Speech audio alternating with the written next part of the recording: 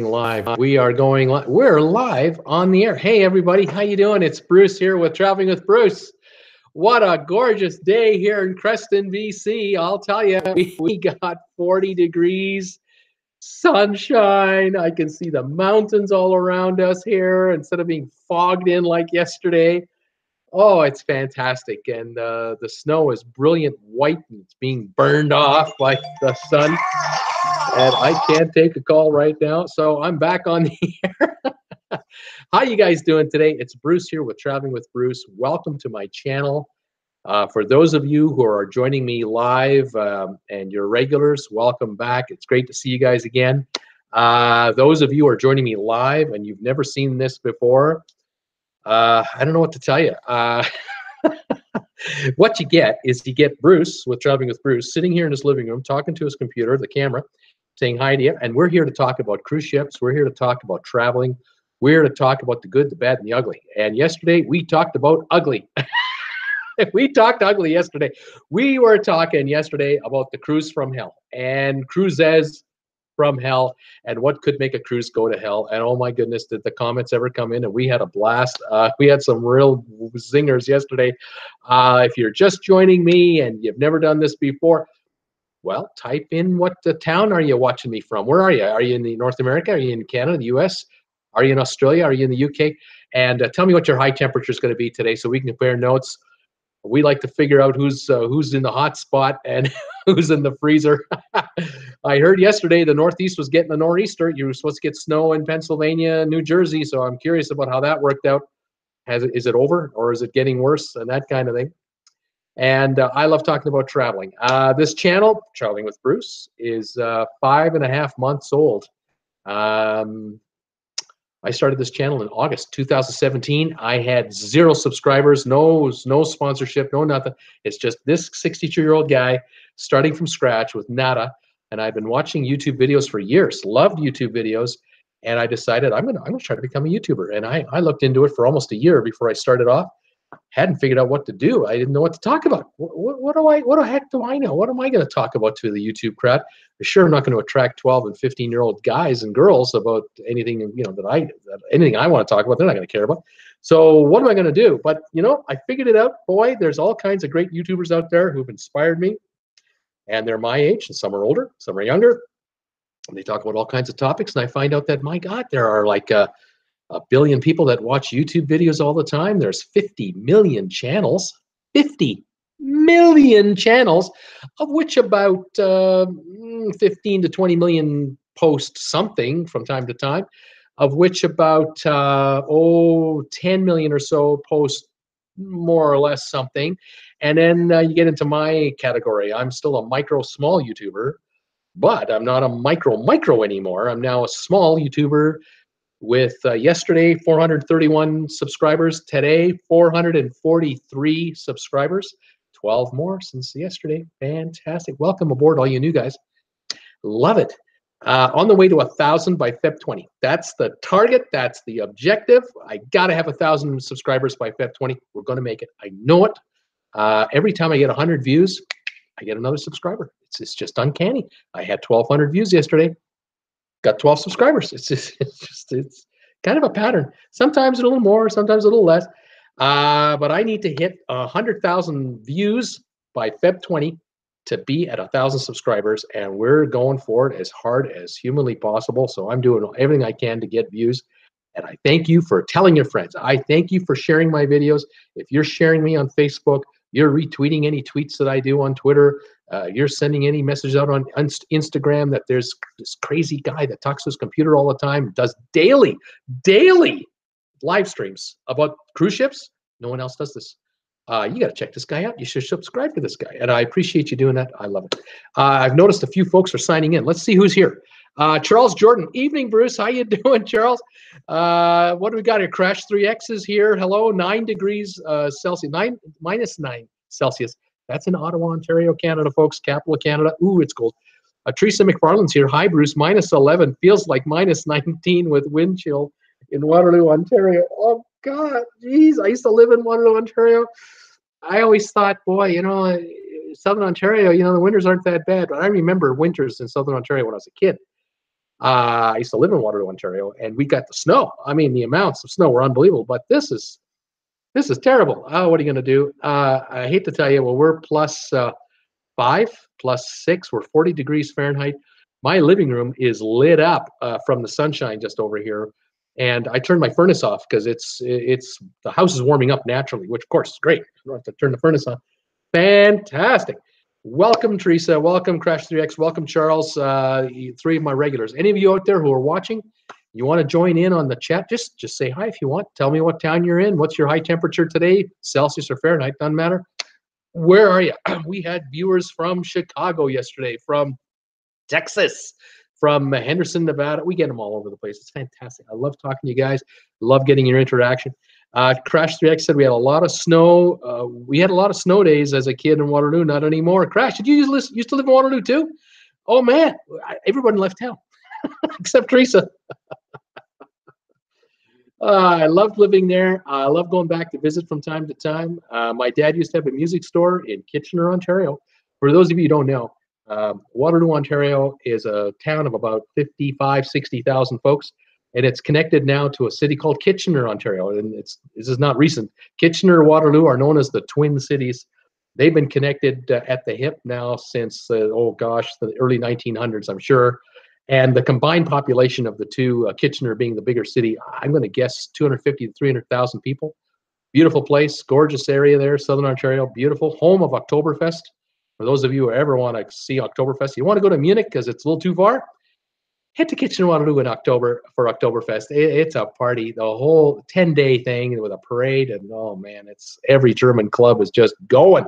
It's a great time. Let's see here. Teresa is my sister. Oh yeah, Crash. Sorry about that. You see, I forgot, Crash. You see, Teresa is my sister. That's right. And you brought her in as a subscriber. That's right. And you used to live in Waterloo too. What school did you used to go to in Kitchener, Waterloo? I'm from Waterloo Collegiate, WCI. I'm a Viking. Did you go to Kitchener Collegiate? Did you go to what was it? What are the other high schools called? Oh man, we're talking. Folks, we're talking back in the 70s and 60s, a long time ago. Blue Vale, that's the new school. That was the new school at that time. They opened up in the 70s. Blue Vale High, that's right. So we didn't live too far apart from each other. Blue Vale also, Teresa's saying, see, Blue Vale. Well, what can I say? Thanks for being here. Thanks for joining me. I think we have like 11 viewers. This is great. It's building. I noticed yesterday after I got off the air, oh my gosh, there were like 59 people who had been watching the telecast. That's a record. That's a record. I've only been doing these lives for like 2.5, 3 weeks, so this is fantastic. Wes is here. Hey, Wes from New Braunfels, Texas. 65 Fahrenheit. That's the hot spot right now. Welcome, Wes. You're back. Fantastic. It's nice to have you here. Today, I've got a couple of topics for you guys, but I want to mention one little thing about yesterday. We're talking about the cruises from hell. Oh, my wife came home from work and I showed her the replay of part of that telecast, and I said, you got to see the part here where I was telling about the story about the husband and wife next door having the argument. And oh man, what a fine cruise this turned out to be. It brought it all back. She remembered. She said, oh yeah, never forget those. Oh yeah, there are some cruises from hell. I love hearing stories like that. Well, who wouldn't? One of the things we talked about right at the end of the telecast was the shareholder deal. If you own shares in either Norwegian Cruise Line, you own shares in Royal Caribbean, or you own shares in Carnival, you have 100 shares or more, you qualify for a shareholder benefit deal that equals a credit on every cruise you take on any of the cruise lines these guys own. So, for example, Carnival, they own Holland America, they own Princess Cruises. If you take a cruise on any of those cruise lines, you can get a credit from as low as, pardon me, I'm adjusting a pillow here. You can get a credit for as low as $50 a cruise, up to as high as $250 a cruise. That's an unbelievable bargain. It's unlimited. You can take 4 cruises a year if you want, 5. I don't care. Every time you take a cruise, because you're a shareholder, you get on a 7-day cruise, you get a $100 credit. On a 14, 15-day cruise, $250 credit. And it's a great deal. But anyway, somebody was asking me if these shares pay a dividend, and they do. The dividends are from Royal Caribbean. They pay a 1.8% dividend yield right now, and Carnival pays a 2.5% dividend yield. Norwegian does not yet pay a dividend yield. All three companies are profitable, by the way. Norwegian shares traded about $60 a share. So to buy 100 shares to qualify for their program, it's a $6,000 investment. You can make that in a brokerage account or an NRA or an RSP in Canada, any way you want. Royal Caribbean shares are $133, and Carnival shares are $72 a share. These are U.S. prices, U.S. dollars, just in case anyone's curious. So, for an investment of $6,000 in Norwegian Cruise Lines, and the shares will fluctuate, $10 a year up or down, that type of thing. The company's not going anywhere. They're not going out of business. They're not in trouble or anything like that. They're doing quite well. I think the share prices will just go up over time because the companies are growing massively, and so is their cash flow and their passenger counts and that kind of thing. But for a $6,000 investment on Norwegian, you take 2 cruises a year. Take one in the spring, one in the fall. Even if they're 7-day cruises, you're getting $200 back from the company just being a shareholder. Well, take that investment return on your investment. That's all over 3% right there. And then you're not getting a dividend on the thing, but there's 3% return or more on your money on just 2 cruises. Think about taking a 14-day or 15-day cruise and get $250. Well, a repositioning cruise and a 1-week Caribbean cruise, $350 in money from Norwegian just for being a shareholder. That's almost 6% on your investment. Now, if you can afford holding the shares and paying for your cruise and paying for your mortgage and paying for all your bills, money begets money, right? So anyway, those are thoughts. Anyway, I wanted to bring up to speed on that today. Someone asked me yesterday about the dividends. Today's topic, I got a couple of them for you. The first one, I don't want to get into trouble with anybody, but I thought about this the other day, and I know someone asked me this question a long time ago, and I thought I'd bring it up again. And the question is, should people in motorized scooters be allowed on cruise ships? Well, that's politically sensitive because, who uses motorized scooters? People that need them, right? Generally speaking, although I will admit, I have seen people in certain venues over the years. In my opinion, I don't think they need a scooter, to be honest. I don't think they really, really need a scooter. I think they really need to use the scooter less so that they can build their muscle strength up to the point where they won't need the scooter. But I have a feeling that once you got one, you don't want to go back. And I get it, especially if you have, obviously if you need one. I mean, look, you got ankle problems, knee problems, hip problems, lower back problems. Whatever the ailment is, or you have something called old age. I get it. So the question is, well, should motorized scooters be allowed on cruise ships? Well, my opinion on it is yes, but that's my answer. It's a yes, but. Because I'm thinking that certain cruise ships just aren't cut out for motorized scooters, and certain cruise ships can handle them better, versus others, right? If you're a veteran cruiser, if you've been on a number of cruises over the years, we've all noticed how ships are changing and evolving. They're becoming obviously larger on average, of course. They're becoming, much more activity focused in many cases. The rooms are not necessarily larger, but the variety of rooms definitely has become larger. And if you can take an inside room that's handicap oriented, with handicap features, bars in the tub area for the shower, assisted and beside the toilet, and perhaps a little roomier between the bed and the nightstand and that kind of, then, you can see certain rooms are more accommodating.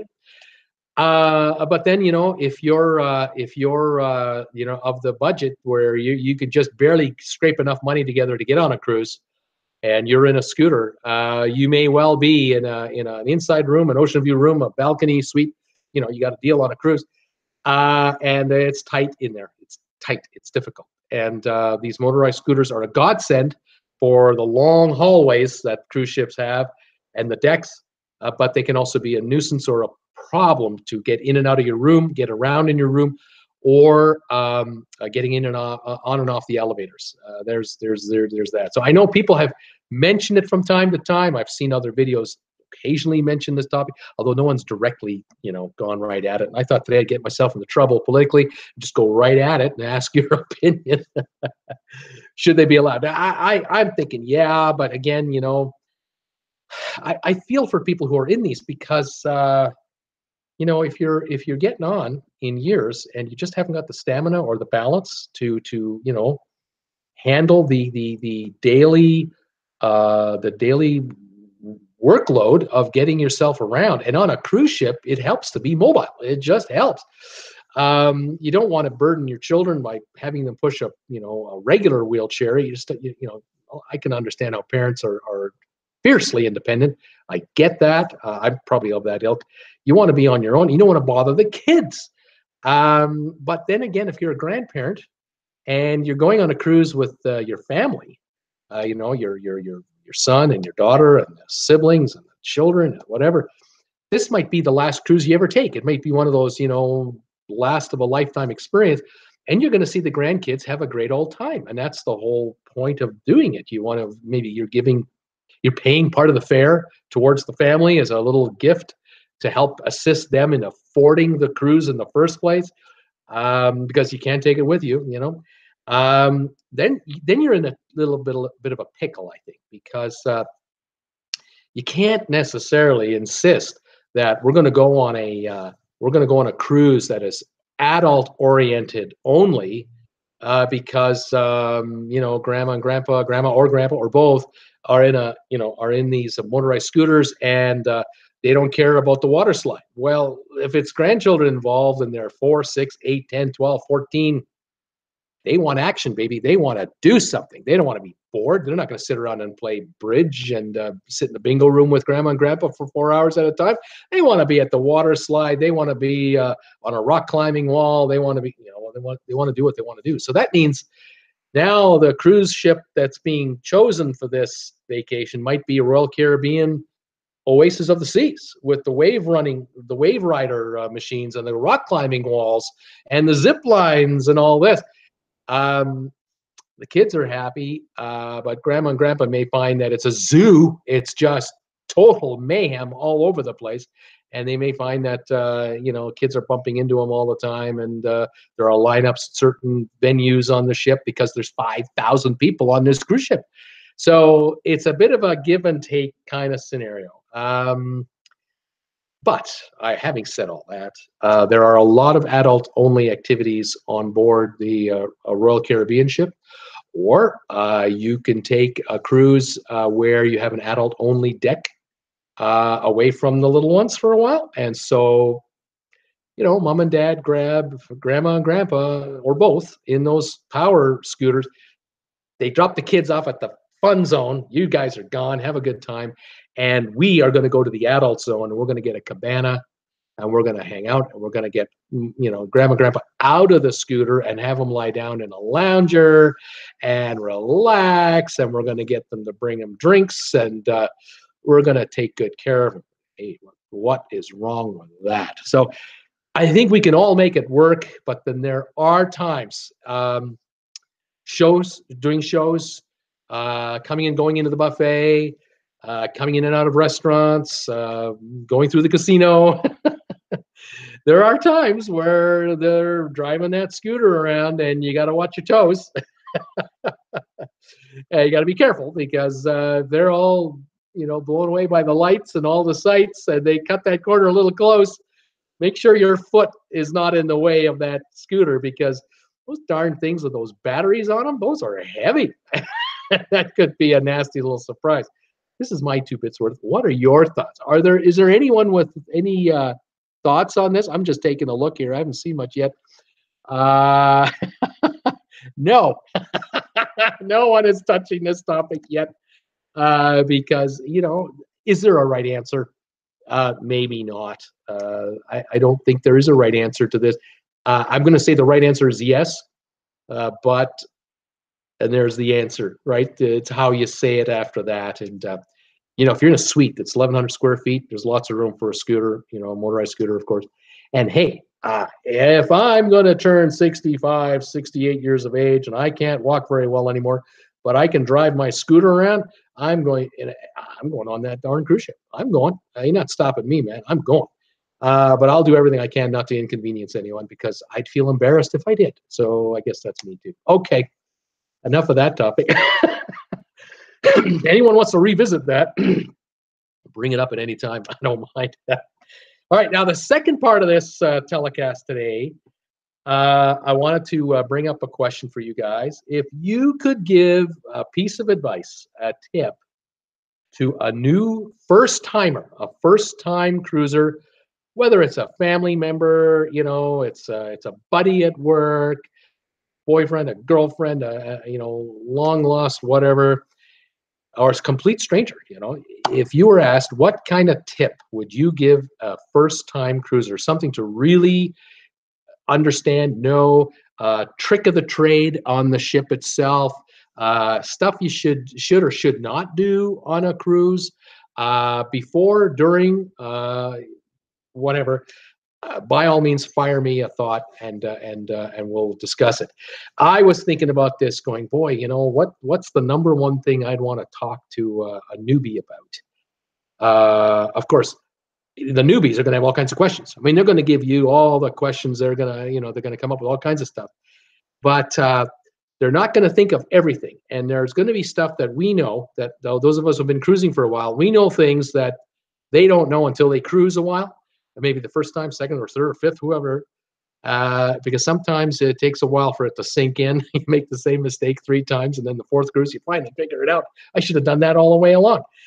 One of my suggestions is, when it comes to dollars, money, don't be a sucker. Don't get rushed into anything that's beyond what you should be doing. But keep your eyes open, keep your ears open and available for suggestions and ideas and offers. And one of the things is, if you're a newbie and it's your first day on a cruise, you might find that certain cruise lines, they have all these specialty restaurants on board. You may find that on the day you get on the ship, some of those specialty restaurants, they've got deals. They'll have a lunch deal because, of course, you can board the ship anywhere from like noon until 4 or 5. And on embarkation day or debarkation day, specialty restaurants are not busy at lunchtime because everyone's coming and going. But if you've come into the ship already, it's 11:30 in the morning and you're hungry, you may find that you can grab a nice special deal at a specialty restaurant on board the ship, where normally for lunch it might be $15, $20, $30, and they may have a deal for half off. And they'll throw in a bottle of wine or a glass of wine or a complimentary cocktail, and you can have 5-star dining in a specialty restaurant, nice and quiet and quaint, with top-notch service, excellent selection of foods. And this makes the first day, embarkation day, a wonderful experience, to have a wonderful meal to start it off. Where in the meantime, while you're doing that, upstairs in the back where the buffet is, it's cattle call time. Everyone is grazing up there. It is complete mayhem. You'll go into the buffet on that first day, during those first few hours, and half the passengers up there have got their hand luggage still with them because they haven't even gone to their room. They've decided to go to the buffet first and eat, and they're walking around that buffet line, and they've taken tables and put the chairs up sort of to kind of reserve the chairs, and they put their luggage all around it, and you're trying to walk with your tray of food, and you're walking around people in chairs with luggage everywhere. It's chaos. We're here. You found a nice little specialty restaurant, and for $10 you got to enjoy the Asian fusion meal, or the Italian restaurant for $7.50 instead of $15 each. You're lapping it up. It's fantastic. Even if you have your hand luggage with you, what do you care? There's plenty of room for it. The staff will even tuck it away for you. Oh, you got it made. That's one of the tips I would give a new cruiser, a first timer. I would absolutely say that to them and say, hey, look, this is a way to experience one of the niceties of this cruise, an upgrade offer for half the dough, because especially restaurants quiet, there's nothing going on, and they're hungry for the business. Definitely worth your while. Another one I would recommend is, again, on the dollars. On the days when the ship is at a location, like at port, so let's say it's Caribbean cruise, you're going to San Juan, Puerto Rico, you're going to St. Thomas, Saint Martin, and the ship is docked during the day. Well, the night before, you'll get your flyer in your room telling you what's going on tomorrow. They'll talk all about the port you're going to visit, so on. They'll have in there any specials on board the ship when everyone is getting off the ship. And one of those specials could well be a spa deal. And that's what you want to look for. You want to keep your eyes open for a spa deal. Now, let's say you want a massage, a regular, like a 60-minute massage on a cruise ship, you could be talking, say, 80 to 120 bucks or more, depending on the line, for a massage. Now, on shore, those of us who like a massage on shore, a 1 hour massage is usually $50, $60, $70 type of thing. But, on a cruise ship, add 50%, it's much higher. Well, on port days, when the ship is in port, 4,000 people on the ship, 3,500 are getting off. There's only 500 left. And of the 500, 20 might be coming to the spa. I mean, the other 480 are everywhere else. The ship is huge. They could be anywhere. The spa is desperate for business. So they're offering half off on maybe this, get your nails done, half off for a facial, half off for a massage, or a combo deal. They've got a deal where they'll give you the massage for 20 minutes, 30 minutes. They'll give you a facial, give you a manicure or a pedicure. They'll throw in a multi-package deal. So you'll go in there looking like crap, feeling like crap, coming out looking like $1 million, feeling like $1 million, and your nails, look, oh my God, your nails. So you could get all that for a package deal, and that might be half the price. And believe me, the staff in the spa will be happy to see you. they'll take good care of you. So there's a thought, again, for newbies. And, I tell the newbies, hey, look, it's San Juan, Puerto Rico. Get off the ship at 9:30, 10 in the morning. Have your breakfast. Get off the ship at 9, 10 in the morning. Walk into Old Town San Juan. Absolutely. Watch, see the street vendors and the carriages with the horses and the old cobblestone streets, and enjoy the sights of Old Town San Juan. But I can tell you, by about 12, 1 o'clock, 1, you're hungry. 2, you're tired because it's hot and humid in San Juan, Puerto Rico. And you're going to feel like a shower. Well, I'll tell you, if you've made a booking in the spa for a massage or a facial or a manicure, pedicure, get your hair done. I mean, whatever package you took, they have acupuncture in the spa. They'll shave you. The men can get a shave in the spa, whatever. And you can get any of these packages at a super discounted rate. You book it for 2 o'clock, 2:30. You get back to the ship at 1, go to the buffet for a quick bite to eat, and then head for get your cabin, get out of your clothing, put on your robe with your bathing suit, head over to the spa, and let them take care of you for half price. And now, what a day. What a day. You've done San Juan, Puerto Rico already. You've seen sights and whatever. You haven't spent a lot of money. Maybe you popped into the CVS drugstore, picked up a few things you forgot when you got on the ship or stuff you run out of, whatever.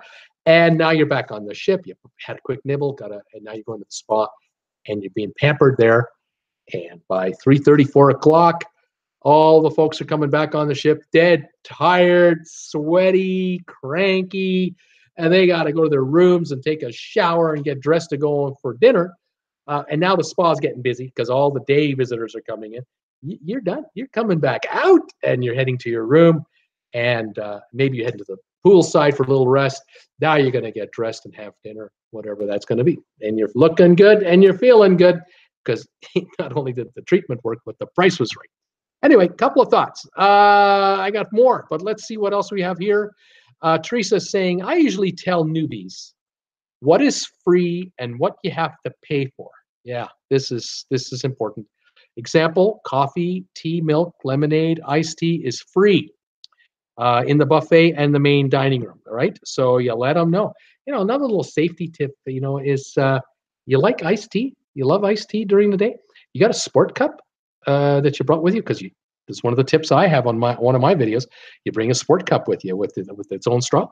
Well, in your room, you'll have ice in an ice bucket, or if you don't, head over to the buffet and take that sport cup with you. And when you're done eating the buffet, whatever you had to drink, whatever, and now you want to head for the pool for a while, walk around the ship, or maybe go to the back of the ship and enjoy, you know, throwing some baskets if you want to do that in the basketball area, or just walking around and enjoying yourself, sitting in a lounger somewhere. Grab your sport cup and head for the drink station at the buffet, and grab some iced tea there. There's ice cubes available. Load up your sport cup with ice, and then fill it up with the iced tea. Take it with you wherever you're going. It's a free beverage. Knock yourself out. That's a good plan. Also, of course, you can always get cold water at the buffet station with ice. And then they have the wedges of lemon, lemon. And you squeeze that in there, throw a couple of chunks in there, and walk around with chilled lemon water, no charge. Fantastic. Teresa is also saying, bottle of water in your room, or if the waiter asks you if you want a bottle of water to drink, you'll get charged for it. Yes, you will. And we're talking $2 to $3 a bottle for a bottle of water. You don't need to do that. Take your sport cup. Literally, you can just pour water in your sink in your room into your sport cup and walk around the ship with water in your sport cup. It's fine to drink. It's quite fine.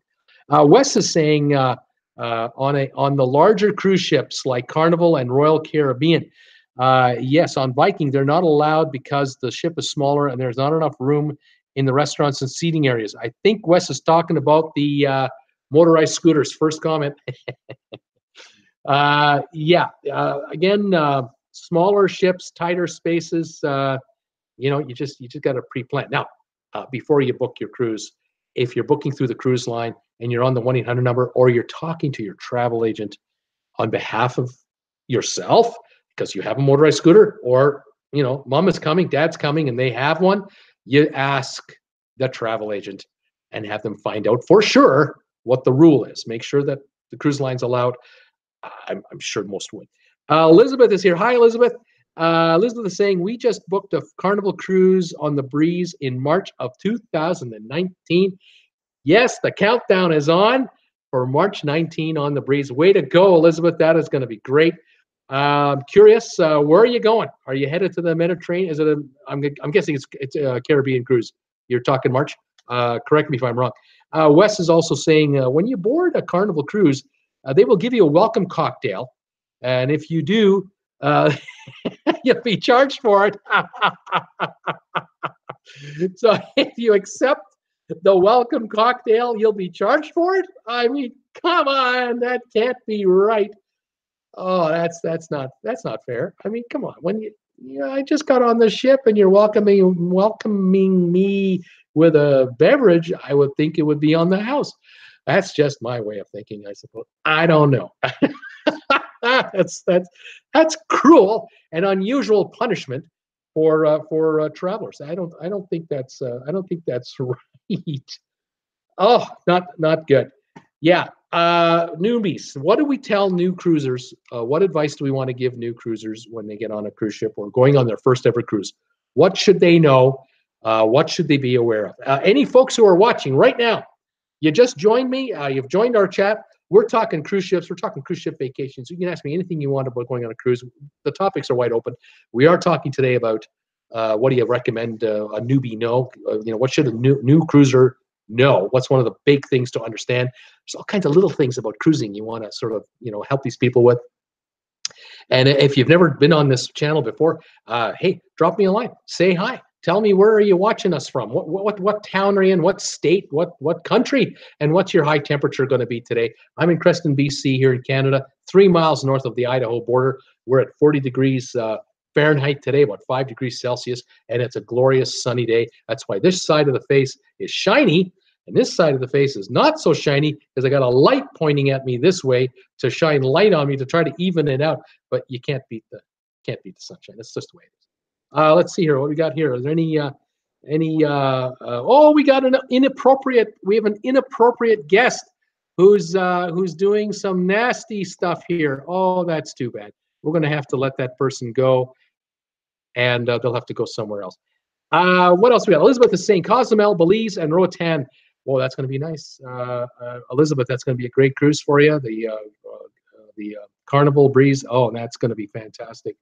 I think that's going to be fantastic. You're going to love that cruise. It's going to make sure that we got rid of. We're going to get rid of this individual here. We want to get rid of this individual and let them go. So if any of you folks are seeing nasty comments, I'm sorry, but I'm trying to eliminate them from our view, and hopefully this person will be gone forever. Go somewhere else and pester other people. We're here talking about cruise ships. We're here talking about newbies. What do we tell newbies about going on a cruise? That Carnival Breeze cruise would be a wonderful cruise for a new cruiser to go on. 1 week long. I think you'll have a great time. Beautiful setting, beautiful ship, gorgeous waters. Man, and the price is probably right. Getting a balcony on a Carnival ship. Economical, especially if you shop and watch for deals. Absolutely. Doreen, hi, Bruce, in Pictou County, Nova Scotia. Freezing rain, -5. Oh, I'm sorry. Sorry it's that bad. But I think, Doreen, I think you are, I think you're getting some of that leftover nor'easter that the folks in Pennsylvania were getting yesterday and in New Jersey. I think it's moved up to your neck of the woods. Let's see her. Thanks, BB. Hey, Bruce, if you ever need a moderator to help you with the channel, I can help you because I'm already a moderator, 5 other channels. Thank you very much. It's the first nasty we've had in about a week. It's been a while since we've had one come by. I try to pick them off as quick as possible. Charles is saying to a newbie, pick your room carefully. Charles, you got that right. That is something you really have to pay attention to. Where on the deck and where on the ship is your room, or what? Let's put it this way. When you're looking to book your room, what choices are you being offered for a location for your room? This is incredibly important. It can make the difference between a great cruise and a cruise from hell. Absolutely no question about it. Every ship has rooms and locations of rooms that are just not ideal. And every ship has certain rooms that are the perfect choice to make for privacy, peace and quiet, great views, and not so many distractions. Absolutely. You want to be in a situation where if it's an inside room, you kind of want to be just opposite balcony suites. You don't want to be on the inside of the ship where behind you are freight elevators. On this side is the stairway and the elevator shafts over here. You want to be kind of down the hallway ways, where on this side over here, across the hall, are balcony suites. And then there's your room over here. And beside you, on these are also inside rooms, perhaps, and with non-adjoining doors, no adjoining doors. And behind you, hopefully, cross your fingers, is not, a heavy traffic area if you're high enough. If you're on like the 8th, 10th, 11th floor, you should be okay. If you're not too high, if you're not under the pool deck, right? You're 1 or 2 decks below the pool deck or so, good. You don't want to be near the showroom, because if you're near the showroom, there's that racket. And you don't want to be near the kids' play zone at the back of the ship on the top end, because you're going to get that noise too. But having said that, just because it's a balcony room you've taken, forget an inside, you've taken a balcony room, you got to be careful you don't have a partial obstructed room. You want to make sure that is a you want to make sure that room doesn't have a tender, right in front of it or partially in front of it. You got to be careful about the room you're picking and where it's located and that kind of. Okay. Very good one there, Charles. Love it. Thank you very much. Elizabeth is saying, bring your meds, bring your Tums, bring your Band-Aids, Neosporin, bring anything your kids love, stuffed animals, the tablets. Just pack on 1 or 2 tablets of anything. Also, So Soft keeps the bugs. Also a Vanskin, also a Vanskin. I'm having trouble reading that, Elizabeth. Sorry. So Soft keeps the bugs away. There you go. You bet. You got to keep the kids comfortable. You got to make that room of yours seem, a bedroom away from home. And you have to think that, okay, all day long, these kids were running around like crazy on the board the ship on a sea day. And then when we went ashore, we went out on that tour and they were running around everywhere over there. Then we went for dinner, and we got them bath time or shower time, and we got the PJs on, but they're not ready to go to sleep yet. What do they do at home the last few hours before they pack it in? And if it's a little mini video game, or tablets or something, trivia games, anything like that on the electronics, bring those. Keep them occupied, and they'll lie on their bunk or on their beds, and they'll love it. They'll just love it, and you won't have any problem. Especially if mom and dad want to get out. I mean, look, mom and dad want to get out to the club, have a nice dinner together in a specialty restaurant maybe, or go to one of the bars, the piano bar, see a show, and leave the kids in their room. So leave them comfortable.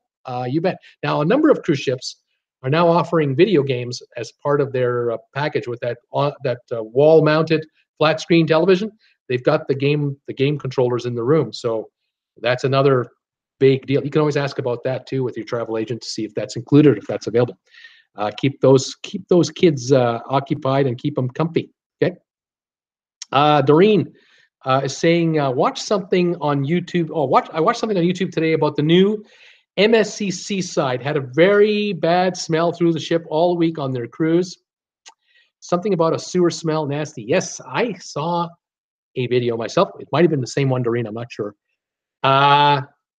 This was one of those inaugural cruises, like the first or second cruise, and this is a problem with brand new ships. When you're one of the guinea pigs on the inaugural cruise or the second cruise, even the third cruise, you got to understand something. The crew haven't even figured out all the glitches on the ship yet.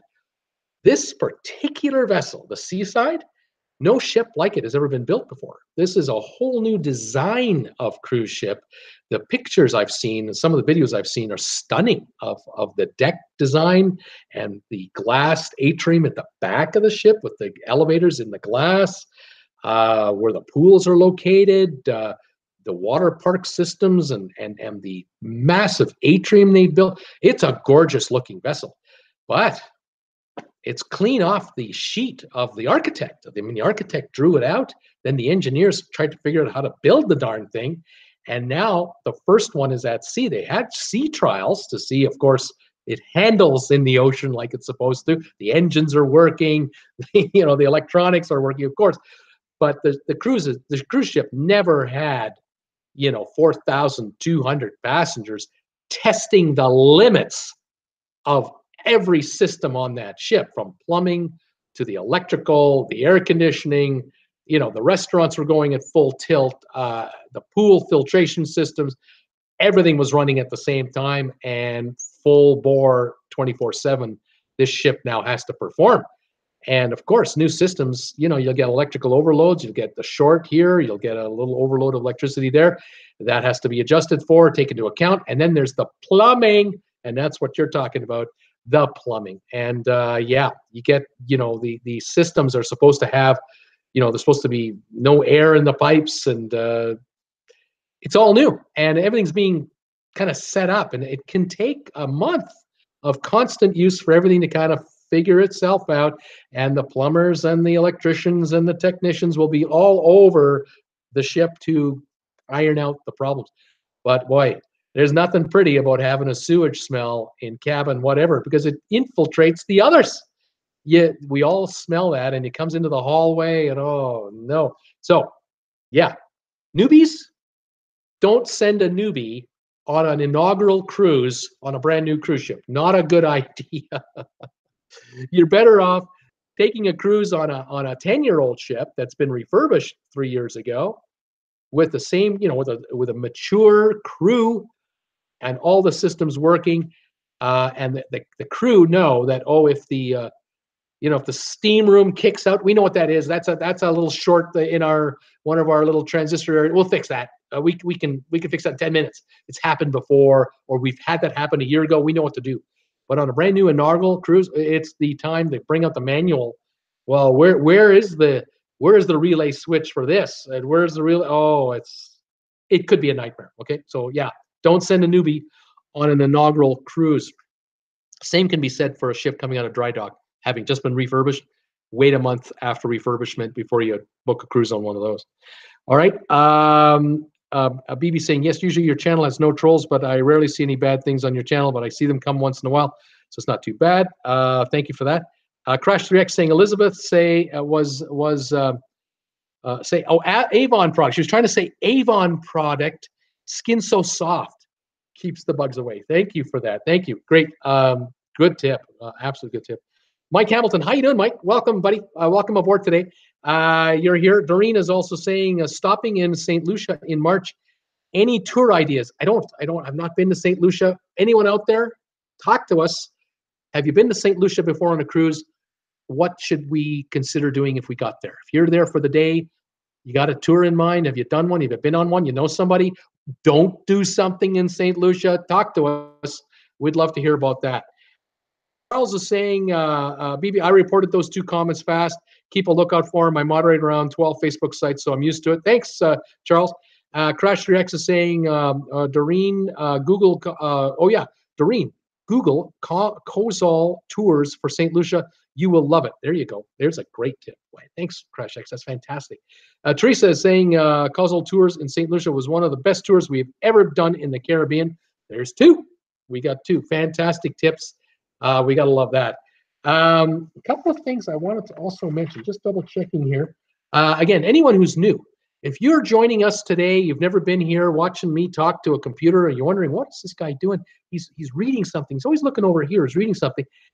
This is my live stream. I'm on every day at 5 o'clock Eastern time, Monday to Friday, and on Saturdays at 2 o'clock. Welcome to Traveling with Bruce. We're talking cruise ships, cruise ship vacations, ideas, thoughts, concerns, you name it. And I welcome all viewers to log in and say hi. Tell us where you're from. Where are you watching us from? What's your high temperature going to be today? I'm in Creston, British Columbia, Canada. I get viewers here from Canada, the US. I get them from the UK. I get them from Australia. I get them from all over the place. It's fantastic. Welcome to Traveling with Bruce.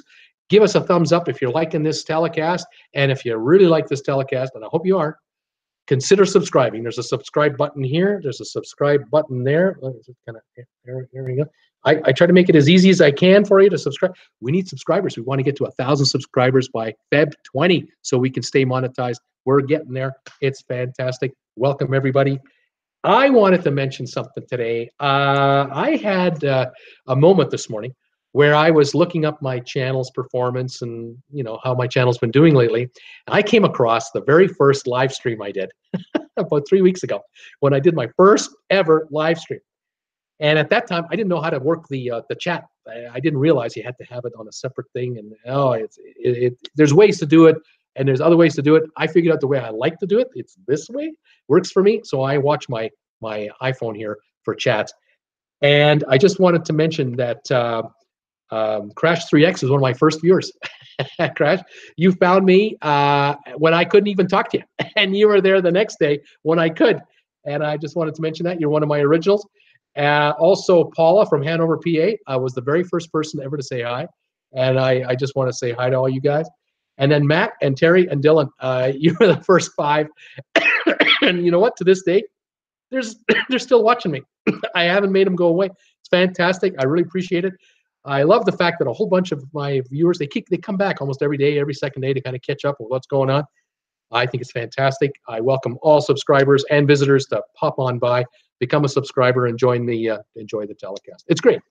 Let's double check here. Doreen is saying thank you, everyone. Chevian First, hey everybody. Chevian First from Georgia, you're here. Welcome today. How you doing? Crash 3X, yes I did. She said I was one of the first.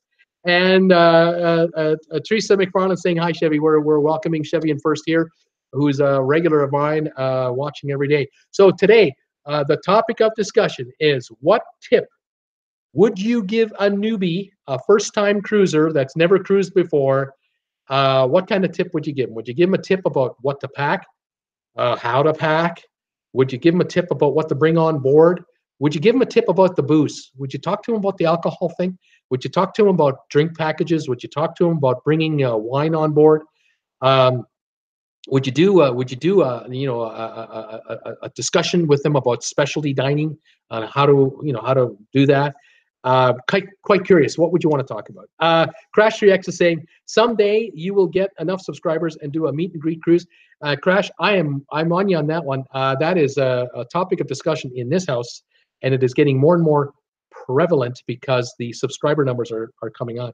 I have a feeling that this fall coming up sometime, will be the first one. Well, I would love to do that. I would love to put the word out to you guys with 2, 3, 4, 5 months of warning that I'm booking a cruise. And what I would love to do is I would love to contact one of the cruise lines, and I'll talk to marketing managers and mention the fact that I've got 5,000 subscribers.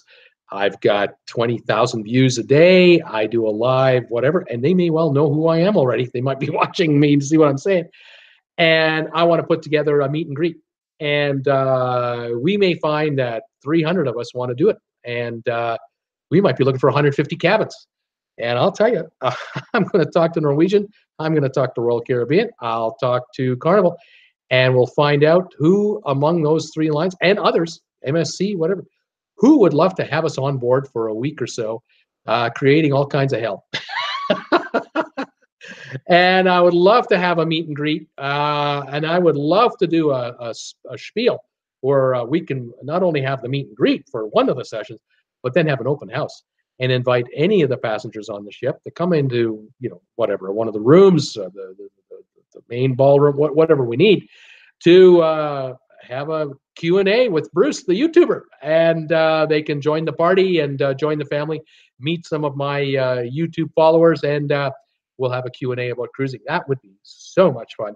I would like to be on a cruise where I can get the video camera going. I will create so much footage that I'll have enough footage for a dozen videos when I get back, and I'll just keep posting videos about cruising going on and on and on and on. So yeah, the minute I've got something like that in mind, believe me, you guys will know about it, and we'll do some scheming, and we'll see what's going on, and we'll just see who would love to have us, because it could be surprisingly strong as to how many folks would like to go on something like this, and we might be able to get ourselves a nice little room credit along with a pretty nice deal on some cabins on the ship, and we'll tear it up. Should be a lot of fun.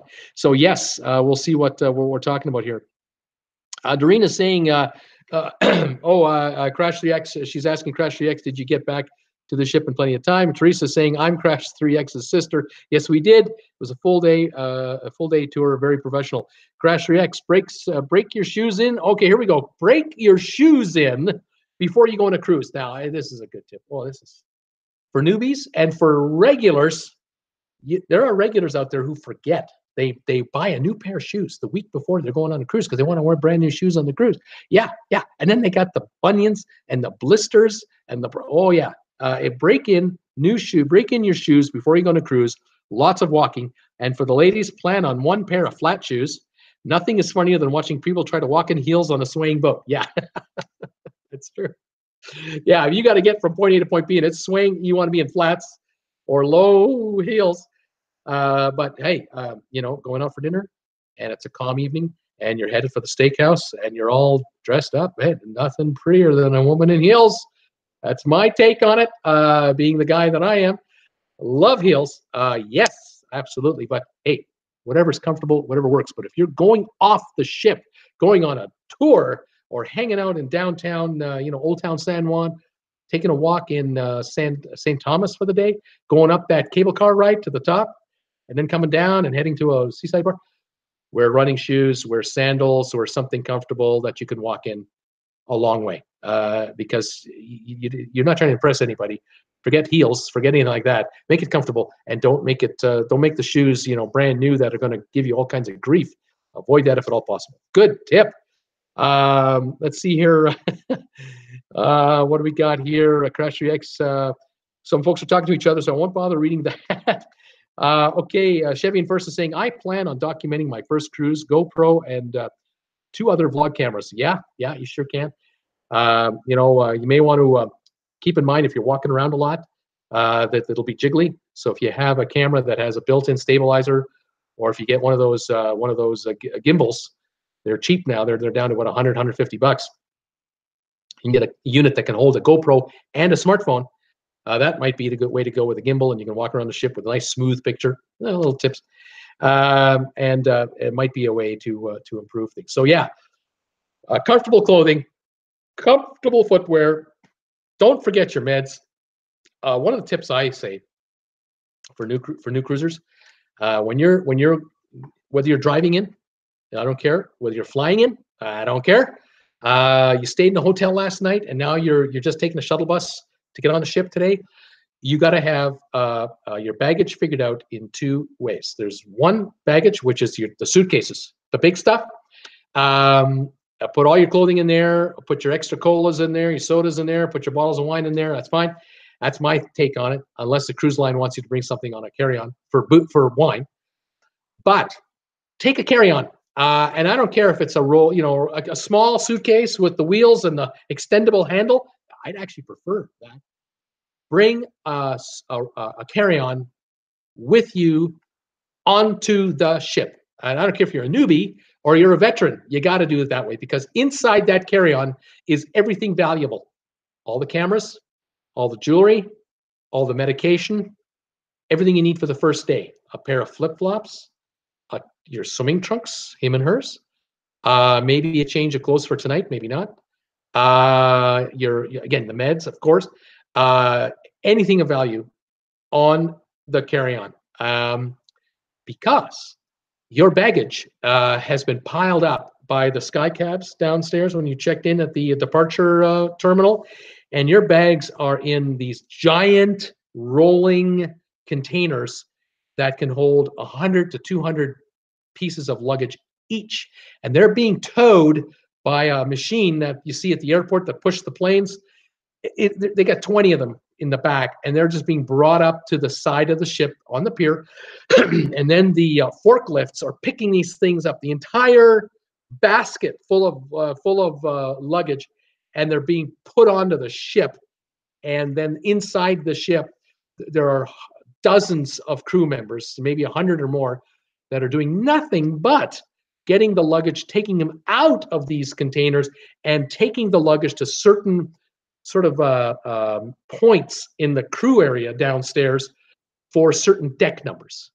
And it's the front of the ship, deck 6, back of the ship, deck 9, and so on. And all the bags are being sorted for hours as you and I are getting on that ship in a leisurely pace, dragging our little handheld with us or carry-on. And the luggage, you have no idea when it's going to show up at your room. You don't know. I've had it in one cruise. I got so lucky. I got on board at 11 o'clock. I got there. I was on the ship by 11:30. I was in my cabin at 12:30, 1 o'clock. My luggage was there. I couldn't believe it. It happened once. It's also happened that the luggage didn't show till 6 o'clock at night, 8 o'clock at night. We've been at sea now for 3 hours, and we're plowing along, and the luggage still hasn't arrived. It can take a long time. So in that roll-on, that carry-on, is everything you need for the full first day. And you can go to the pool, you can go to the spa, you got your meds if you need any medications, you got them. And even if you don't, it's your bathroom stuff. Put that in your carry-on. I'm telling you, your aspirins, your Tylenols, your Band-Aids, all that stuff in the carry-on, so that at least the bathroom has got everything it needs. You got towels given to you. You got the bedding over here. And if you need a drink, you buy a drink. If your wine is coming, your colas are coming, fine. When the suitcases arrive, the rest of it arrives. But in the meantime, you're good for that first day, because the first day is walk around the ship, explore it, hit for the spa if you want, hang out at the pool deck for a while, have a meal in the buffet or especially restaurant, whatever you want, do dinner, see a show, in the clothes you wore when you got on the ship if you have to. If you have to, you have to suffer. Okay, you suffer. But by the time the show is over, your bags will be there. If they're not there by 8, 9 at night, make a call to the front desk and ask what the hell's going on with my luggage. But your luggage will arrive. And once it arrives, you're good to go. Unpack it at your leisurely pace, and next morning, we're in business. Okay, that's what I tell newbies and veterans of cruises. Okay, all of them. Let me just double check here. Any more videos or any more comments? Okay, Crash UX. If you're like me, my legs double in size the entire time I'm on a cruise, so I plan on loose footwear and also bring Ziploc bags to make ice packs to put up tired, swollen tootsies. Wonderful tip. And also, speaking of baggies, those freezer bags, those Glad freezer bags, If you're bringing your own shampoo and conditioner on board, put your shampoo and conditioner in these Ziploc bags, and then put that into your luggage. If it's in your luggage, even in your hand, in your carry-on, same thing. Also, are you bringing on board mouthwash? You bring a big one. It may or may not fit in a baggie, but if you're bringing a travel size mouthwash in a baggie or in a freezer bag, don't allow accidents to happen for that type of thing. Okay. Now, I did have a comment the other day about packing wine on a cruise. Someone was telling me about how they had purchased a unit that it's a zip type. It's a unit that can hold one bottle or up to two bottles of wine or any liquid you want, but wine for a cruise. And it closes, and it's airtight, watertight. It won't leak. So if the bottle breaks, or if the top somehow comes loose and there's spillage, it's contained inside the bag, inside your suitcase, and it's not in your clothing. Now, I had one of my viewers, they went ballistic, saying, no, don't do that. Don't pack wine in your suitcase. It'll break and your clothing will be ruined. You're taking that chance, but if you're putting it in a suitcase that's a foot deep and 3 feet long, and you're taking one bottle of wine in one suitcase, and you put it inside socks, put socks over it, or shove it inside a pair of pants and wrap it up, and it's in the middle of the suitcase with 3 inches of padding below, 3 inches of clothing padding on top, that bottle won't get broken. The odds are very rare. And then put the other one in the other bag. That's a way to go. So anyway, I mentioned it. I've been on so many cruises, we haven't had this problem. We just haven't run into it. If it happens, it happens. Crash 3X is saying here, review tour options on cruise line website. Make a list of what interests you. Read reviews on TripAdvisor before booking any of these short excursions. You may change your mind on some of them. Yeah, find out what other people have done. Go on YouTube. You're thinking of taking a particular day trip, getting to Cancun, or the ship is stopping Cozumel, and there's a 3-hour tour to the Mayan ruins or something like that. Enter that info on your in your YouTube channel for a YouTube search. You may find that someone's done a video about it, several, and you'll find out if they liked it or not, if they thought it was a good idea or not. Just some pre-cruise intelligence is a way to go. Nothing wrong with that. Doreen is saying lots of Purell liquid and wipes, especially if you're traveling with kids. Bring the wipes. Just book. Doreen is saying just booked a Causal tour. Thanks, Crash X and Teresa. There you go. Teresa is saying I bring Clorox wipes, wipe armrests and trays on planes, phones and remotes in hotel rooms, and do the same on the ship. I've already paid once to be sick on a cruise. Not ever again. There you go. I mean, these wipes come in small packages, or you can bring the big plastic container, whatever many you want. Charles is saying, unless you like toting your carry-on around with you while waiting for your room to become available, wait and check in around 1. Yeah. Now, Charles, that's a good point too, because in some cases, the cruise line, they're ready at noon. You can go to your room right now. I've had a situation in my case too, where I've arrived at my room, and the room isn't ready yet. It still hasn't been made up, but I've met the room steward in the hallway, and I have my carry-on with me. They're more than helpful to accommodate. They don't mind, really. They won't mind if you go in there, open the safe up, put your valuables in the safe that you were bringing out, like all the jewelry and your passports and your documentation and your wallet that you don't need anymore because you've got your room card. If you've got a wristband, you can charge everything to the cruise line now. Charge to your room. Quickly put everything in the safe, and then the rest of the stuff that's in the bag is just your bathroom stuff, and it's your swim trunks and whatnot. But right now, you just want to go on the cruise ship. You want to get a bite to eat for an hour in the buffet, walk around the ship for an hour, and then come back to the room. By the time you're back to the room, it's 2:00. You can always leave your carry-on bag under the bed, where your luggage is going to end up anyway. The empty suitcases, leave it under the bed. You know it's there. All the valuables are in the vault, and enjoy. You'll be fine. So you can always do that. But yes, you might find yourself in a situation where you've got a carry-on and it's not on wheels, and you're not allowed to drop it off on at your cruise in your room because they won't let you in there. They don't want you up there. You're going to schlep it around for a while. If you're an early check-inner. So if you're one of the early arrivals on the cruise, yeah, you're gonna tote it around with you. Yes. However, all your valuables are with you. It's the it's the yin and the yang here. Okay. But if you're checking in at noon or at 1 o'clock, go directly to your suite. Go right to your room. Chances are you can probably go right in there, and you can drop your stuff off. You should be okay. Okay. Doreen was saying I was using Purell before it was a thing. Laugh out loud.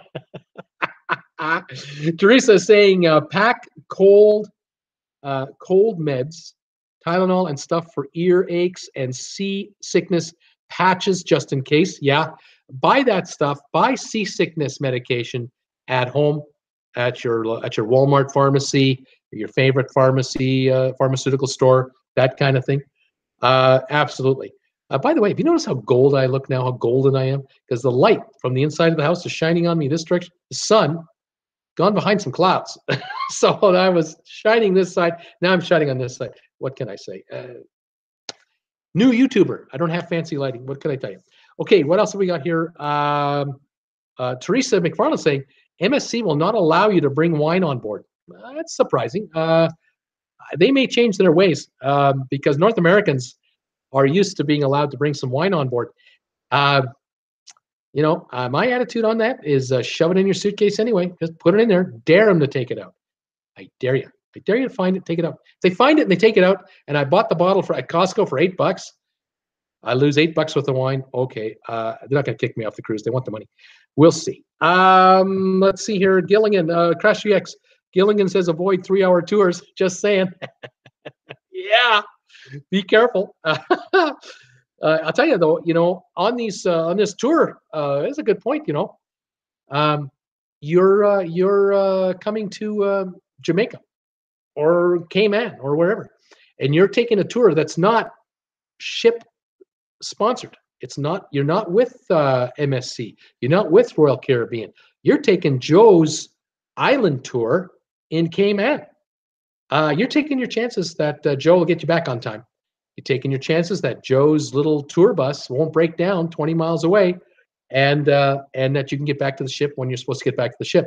You're taking a chance that Joe, won't get into an accident 2 miles from the pier, no fault of his own or whatever, or gets caught in a traffic jam and has no way to contact the ship for you because Joe isn't part of the ship. Joe is Joe. Keep that one in mind because you miss your departure time because you're on an independent cruise. You miss your boat. Just saying. So keep an eye on that. Yep, 3-hour tours. Charles Jordan saying on the Oasis, they keep the doors closed to the hallways until the rooms are ready. Yeah, like I say, some of these ships, they mean it. Once the passengers are out and they've been assembled in the various bars and restaurants for departure day. Once the supervisor of each floor knows that this floor is empty, the only people here are staff cleaning up the rooms. We're shutting the access point from the lobby, the elevator lobby area, to the hallway. Can't get in, and no one can get in here. Only staff can get in here because we want everyone out, and we want to give our room people and the folks who vacuum the hallway and they clean all the banisters. We don't want them to be interrupted by these new passengers coming and going like crazy. So yep, we shut her down and that's it. You do not have access to certain areas of the ship until a certain time. So you're bringing a carry-on with you. Make sure it has wheels on it and just makes it easier for you. Okay. Let's see what we got. Capricorn Rules. Welcome aboard, Capricorn Rules. First time, could you please, the cost on cruise roughly on MSC? Could you, okay, you're trying to ask maybe, explain the cost on MSC. I'm guessing, is it expensive? MSC cruises right now, if you're taking a cruise out of Miami in the Caribbean, between now and about April, I'm noticing cruises on MSC Seaside, balcony, under $700 for the week per person, before taxes and fees and tipping. Good rate. And we're gambling. I'm going to say that if you book a cruise on MSC for March or April or May, I don't think you're going to run into the nightmares that they've run into in that first few weeks of the cruise. I think will have it resolved by then. So it's a good deal. But MSC in Mediterranean or in Northern Europe, they're not cheap. They're not a bargain. They're a little pricey. But then they're number one cruise operator in Europe. The Europeans are using euros. Americans are using American dollars. Euros are valued higher than the American dollar. So for Americans cruising in MSC in Europe, it might be more expensive than if you booked on a Royal Caribbean, because a Royal Caribbean cruise ship in Europe attracts North American cruisers easily, and European cruisers are coming. But you're up against MSC and other cruise lines that specialize in Europe, especially with the language issue, like ADA Cruises specializing in German passengers and so on. Okay. Let's see here. What do we got here? Just thinking, geez. Doreena's saying, laugh out loud. I was just thinking, geez, I booked a tour. It's a non-cruise ship sponsored tour. Yeah, that could be an issue. Is it expensive? Maybe, maybe not. Crash Dix is saying here, carry shorts or a bathing suit in carry-on in case you can't get to your room. There we go. You go to the gym, change room, and get cruise ready. Drop the bag off later. Yeah, exactly. So you need a place to change. You can't go to your room because you want to take a swim. Head to the spa area. Head to where the exercise rooms are at the front of the ship, where all the bikes are. They got change rooms there, and you can change out of your street clothes into your bathing suit and a t-shirt or whatever you want to wear, and hang out on the ship. You'll take your carry-on with you, of course. And if you want to go for a swim, well, one of you will be with the carry-on while one's in the pool. And then when the person comes out of the pool, that's your turn to go in the pool. It's just the way it is. It's the first day. It's the first few hours until the ship is ready. Be flexible. It's okay. It's going to be fun. But at least you got in the pool. Let's see here. Not bad. 75 US per person, but I am Canadian, so it's a little more in our funds. $100 Canadian, $100 Canadian for 75 US, roughly. Maybe a little less. Yeah, we Canadians, we have to factor in the fact that we're only worth about 80 cents US to the dollar, which is better than it used to be. And then we have to factor, if we're doing a European trip and we're spending euros, if the euro is $1.10 to the American dollar, now it's a dollar. Our dollar is like 70 cents or 65 cents against a euro. It can be very pricey in Europe. We have to be very careful with that. Capricorn Rules is saying, this will be my first cruise. Do you recommend 7-8 nights cruise to the West Caribbean islands?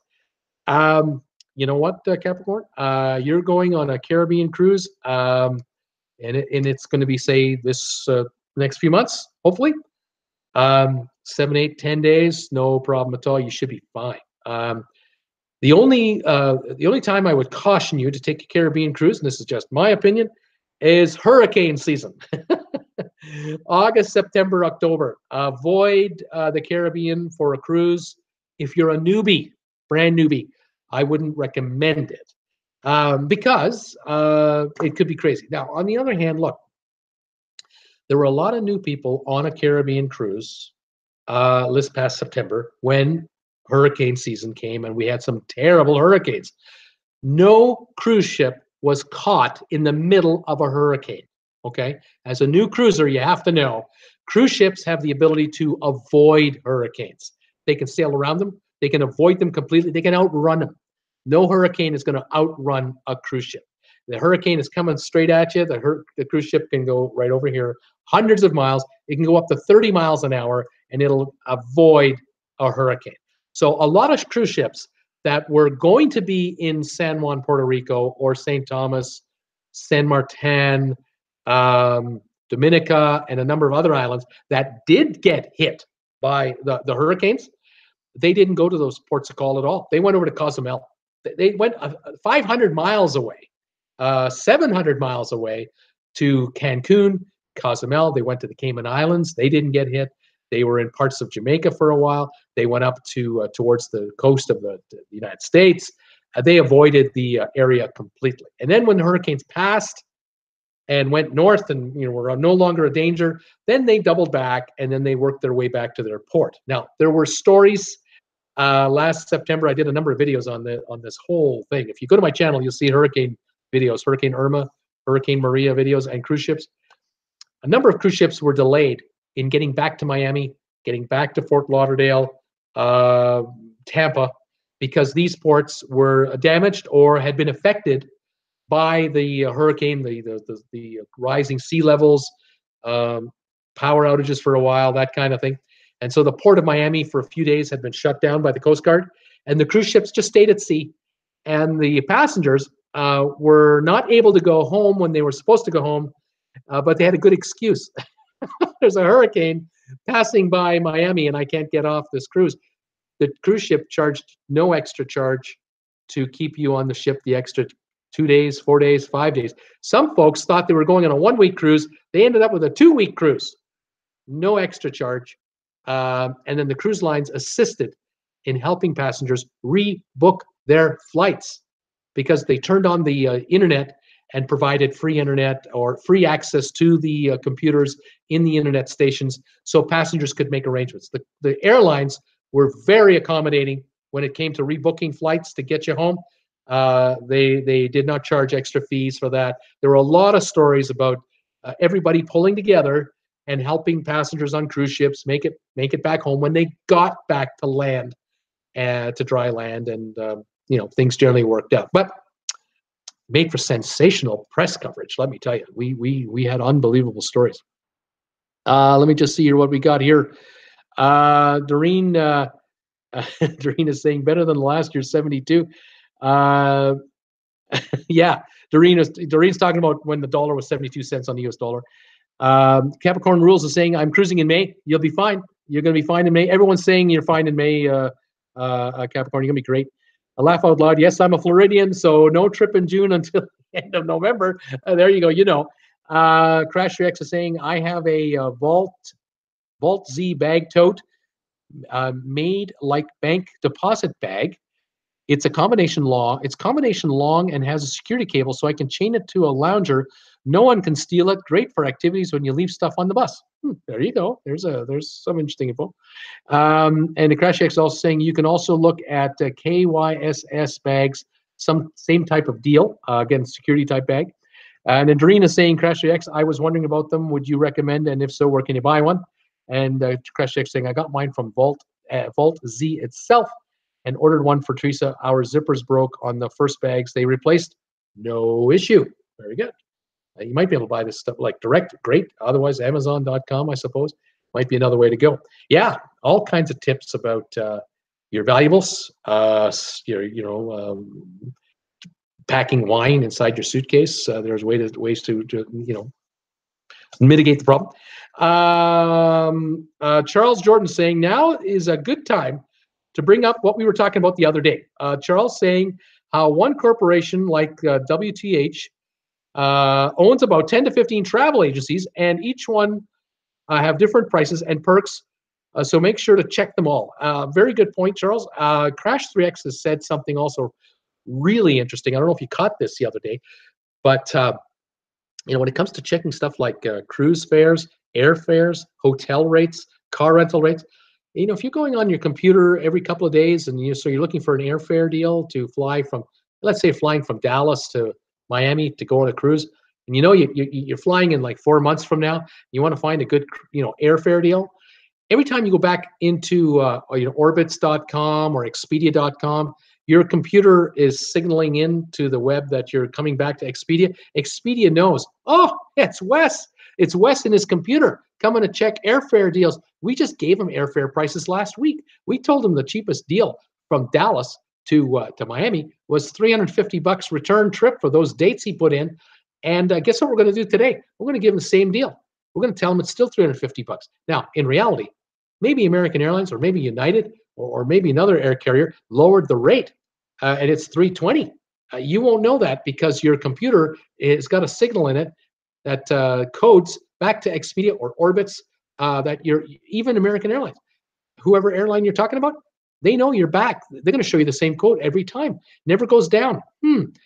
What you do then is you do what's known as incognito mode. Log into your computer via the incognito mode. And the easiest way to explain it is just go to Google and enter that. It'll show you how to do it. But on the upper right-hand corner of your screen, I think that's this way, On the upper right-hand corner of your screen, there's probably three little buttons up there, three little dots. And I think if you click on those, it'll give you the option to go into incognito mode, so that you now a generic computer, not linked to your home address. And you can go back into Expedia, go back into AmericanAirlines.com website, and you do that every day through incognito mode. You're getting the fresh quote, not an old quote. You're getting the real price for the flight or hotel room or cruise from whomever you want to check it out with. And that's a way to be anonymous and find out what's really going on. Teresa's saying that happened to my husband and I on a cruise out of New York. The captain was out running Hurricane Hugo that wiped out Bermuda. There you go. You're on the ship and the captain just outran it and went. They'll go to the middle of the Atlantic. They've got their radar systems. They're talking to their head office back at the headquarters. The folks back there telling them, head to these coordinates. So and so latitude, so much over here longitude. Head there. The seas are calm. The winds are 10 miles an hour, and hang around there and just do circles for a day or two, and then work your way back into shore as the seas calm back down, and then we'll get you back into the home port. We're talking here about Teresa saying also the cruise line opened up the phone lines for us to contact airlines and rebook flights. This is what they do, folks. They step up to the plate and help you out. Crash X is saying incognito mode for anything that you're going to purchase: flights, cruises, hotels. See, this is the way to go. It's a great way to circumvent, entities where you get the same price. Now, the other thing to mention to you folks, some of you know this, some of you don't. You're looking for airfare deals. You go to Expedia.com, or you're going to Priceline.com or Kayak, whatever website you're using for airfare deals. You got to remember that some airlines don't participate in those websites. Southwest, you can't find a Southwest flight on some of these sites. You have to go to Southwest directly, southwest.com. Or JetBlue might be one of them. Sometimes they are, sometimes they aren't. In Canada, sometimes you get lucky, sometimes you don't. I recommend that you go incognito mode and you find out the best fare on various travel sites. Then compare the same flight, the flight number and that airline, and go right to the airline's site, incognito mode, and find out what they're offering that flight for. You might be shocked that it's way more or way less or the same. You'll be surprised. You need to know that. And make sure you get all those taxes and fees, baggage fees, all the other nickel and dime nonsense. Find out what that stuff is before you commit, so you know, oh, I was looking at the price on Expedia and it was $25 more than the price at the airline site. But then when I did some digging, the airline site has $75 in add-ons that Expedia already included. Duh. Make sure you don't get caught with all these extra. I mean, it's just becoming a minefield for us. It really is. You got to stay on top of this stuff. Let me see here. I hit my three dots. Never seen that. Crash 3X. I've tried to get to the Turks and Caicos 5 times now. Can never tender. That's interesting. Capricorn Rules. Anyone ever travel solo on a cruise? Good question. I haven't. Crash 3X. Not quite what I was trying to explain. Laugh out loud. I know what you mean, Charles. I'll get back to you in 1 sec. Teresa McFarland, Doreen, the 3 dots up on the right-hand corner. Select new private window. There you go. Charles, I think what Charles is talking about, and I think you private messaged me on this one. This is a good point too. There are certain travel agencies that own websites as well as their own, agencies.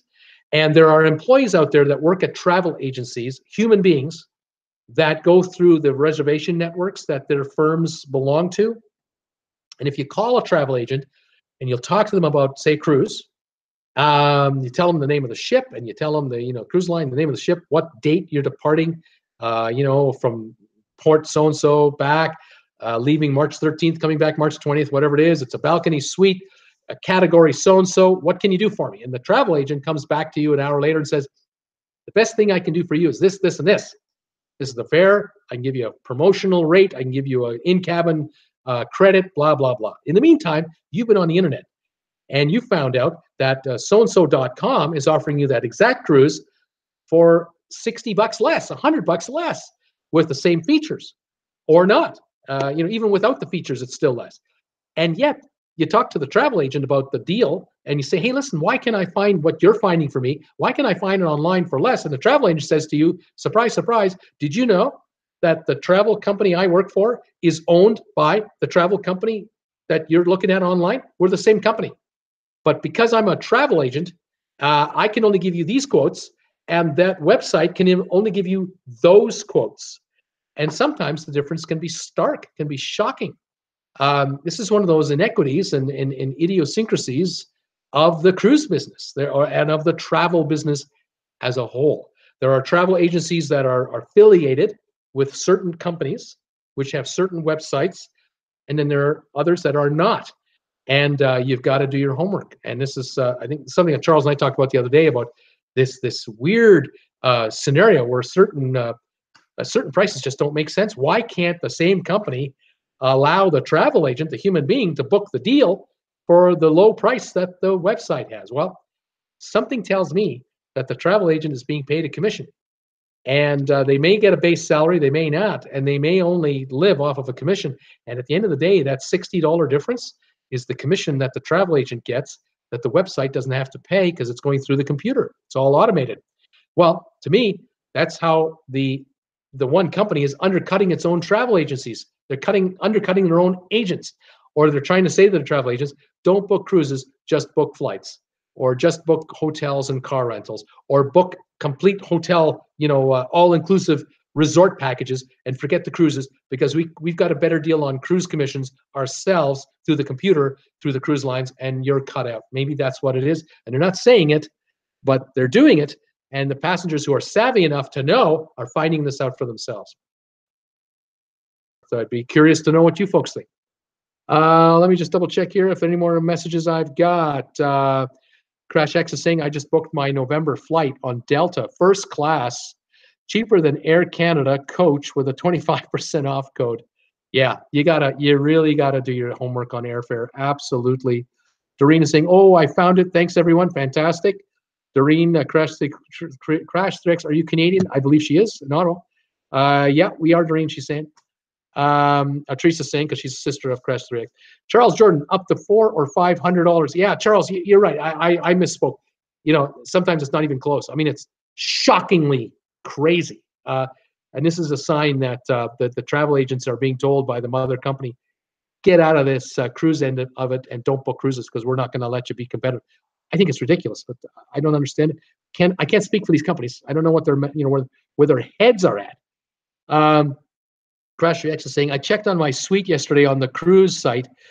It's 2,000 plus more than I booked on a different site. Crazy. Yeah. Now, something else, Crash.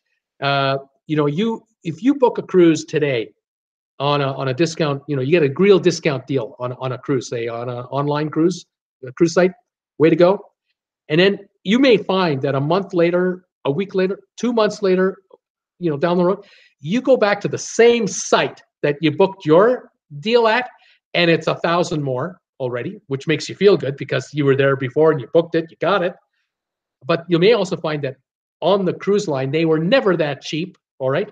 And or they're only going higher as it gets closer to cruise time. It depends on how many units are still available, what the occupancy rate is, and this type of thing. Yeah. So these numbers can really vary. It can really be something. Doreen is saying airfare is so expensive for us. Who are you sailing with, Crash X? Crash X, I'm Celebrity Reflection, November 5 to 11. Doreen is saying we're on the Reflection March 23rd, April the 2nd. And that'll be a great cruise line. You should have a great time. Crash is saying I was on it in 2016. Beautiful ship, just came out of dry dock, so it should have some new things on board. Hopefully no issues from dry dock. Hopefully we'll be okay. Great line, great service, great everything. Yeah, it's the great way to go. So there you are. I think we covered a lot of ground today. We talked about whether motorized scooters should be allowed on cruise ships. Yes, the answer is yes, but we talked about what piece of advice would you give a newbie, brand new cruiser, and we came up with a bunch of suggestions. This is what I love about these chats, these live streams. The more they go, what we're finding and what I'm finding out is more new participants are coming to the live chat on this channel live. And then for those of you out there who are watching me later tonight, If you're watching this video tonight, next week, next month, today's date, by the way, January the 30th, 2018. I forgot to mention it, but I always write it down. I've got it written here. January the 30th is the date of this telecast. If you're watching this March 30th, it doesn't matter. What we're talking about is timeless information. First-time cruisers are always going to be first-time cruisers, and they need our advice and guidance, whether they're asking or not, especially if they're relatives. They're not asking, you tell them anyway, because that's what relatives are for. You tell them, watch out for this, watch out for that. But they'll appreciate it because once they're on the ship, they'll go, geez, they were right. All that stuff they were telling us, it came true. It's exactly the way it is. This is great advice. And thank you for watching this channel and this telecast. Like I said, those of you who are watching tonight, some valuable information. If you know someone that's thinking of a cruise, they're thinking about going on a cruise, they're thinking about taking a honeymoon cruise, they're thinking about taking an anniversary cruise, they're thinking about, I'm working too hard at work and I need a break cruise, I hate my life and I need a break cruise. You know, they're all the reasons, the good reasons. Tell them about this channel if you can. Let them know what we're doing here. They might join us on the live chat. They might watch us later. They may become subscribers of this channel, and that builds the power. The more people that subscribe to this channel, the more people will find it because YouTube elevates the search results on my videos, and more people find out about it and will join in, and that would be fantastic because as soon as I hit 1,000 subscribers, all heck is going to break loose. And the more we grow, I'll be able to talk to the cruise lines about let's get together for a meet and greet cruise, and maybe we can make a nice discount deal with the cruise line because we have volume. That would be fantastic. I'd love that. This is going to be fantastic. Crash X is saying, I was on the cruise ship back at the Celebrity Reflection in 16. Loved it. Doreen is excited about coming. Doreen is saying, thanks, Bruce. I'm saying thanks, Doreen. Nice chatting with you. Crash X, Doreen, follow Bruce on Facebook. I am on Facebook, but I'm really more on, well, obviously YouTube. And I do Twitter as well. Traveling with Bruce on Twitter. Teresa, good night, Teresa. See you later. Okay, I didn't know he was on Facebook. Good night, everybody. I am. Thanks all. Thanks for watching. We'll see you next time. I'm going to say my goodbyes. This is Bruce with Traveling with Bruce. Please subscribe. Give me a thumbs up. And join us again tomorrow, 5 o'clock Eastern, for our next live stream chat. And I might even be uploading a video in the meantime. Keep on top of things. Thanks for watching. We'll see you next time with Traveling with Bruce. Take care, everybody. Good night.